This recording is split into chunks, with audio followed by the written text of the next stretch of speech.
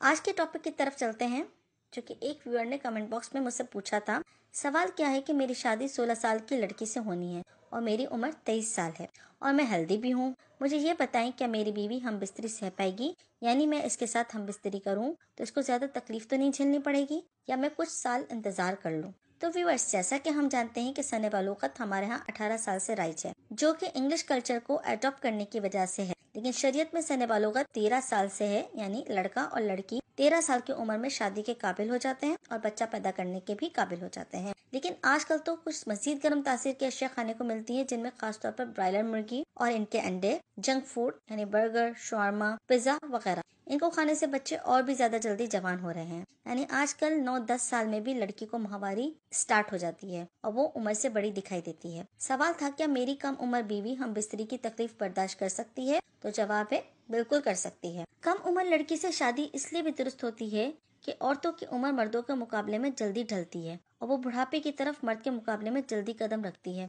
कम उम्र लड़की से शादी हो रही हो तो बिल्कुल ऐसी सोच मत लाएं कि क्या वो हम बिस्तरी की तकलीफ सह पाएगी या नहीं, या इसको कुछ करने से कुछ हो तो नहीं जाएगा। तो ऐसा कुछ भी नहीं है, बल्कि शुरू में यानी सुहाग रात को सिर्फ चंद एहतियात जरूरी होती है और ये तकरीबन हर औरत के लिए पहली दफा एहतियात बरतनी चाहिए। लेकिन कम उम्र के लिए खास तौर पर हम बिस्तरी यानी दुखुल करने से पहले कोई ऑयल या लुब्रिकेशन जरूर इस्तेमाल करना चाहिए। दुखुल बिल्कुल आहिस्तगी से और प्यार से करना चाहिए, ताकि लड़की को ज्यादा तकलीफ बर्दाश्त ना करनी पड़े और इसकी सर्विक्स ट्यूब डैमेज ना हो। और लड़का यानी जिसकी शादी हुई है, इसको भी ये ख्याल रखना चाहिए कि कोई ऐसी मेडिसिन या टाइमिंग वाली दवा इस्तेमाल ना करे। अगर जल्दी फारिग हो जाता है तो हो जाए, कोई मसला नहीं। बीवी को सारी उम्र आपके पास ही रहना है। जब आदत बन जाए तो जो दिल चाहे कर ले। अगर ऐसा नहीं करते तो अक्सर देखने में आया है कि दुल्हन अस्पताल में स्टिचेस यानी टांके लगवा रही है और परेशानी की इंतहा का सामना कर रही है।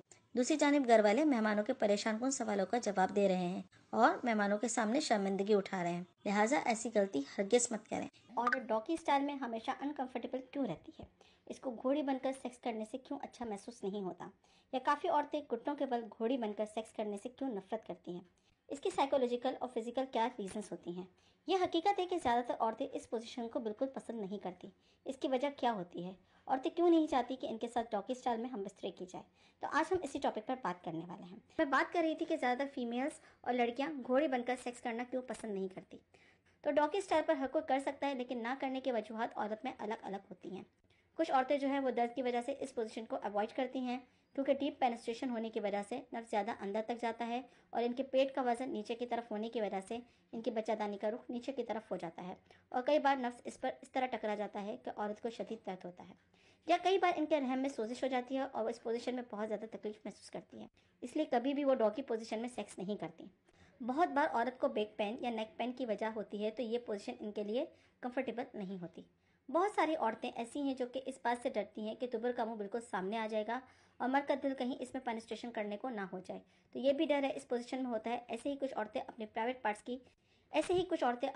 पार्ट्स की सयाह माइल रंगत और इनका भद्दापन नजर आने की वजह से ऐसा नहीं करती।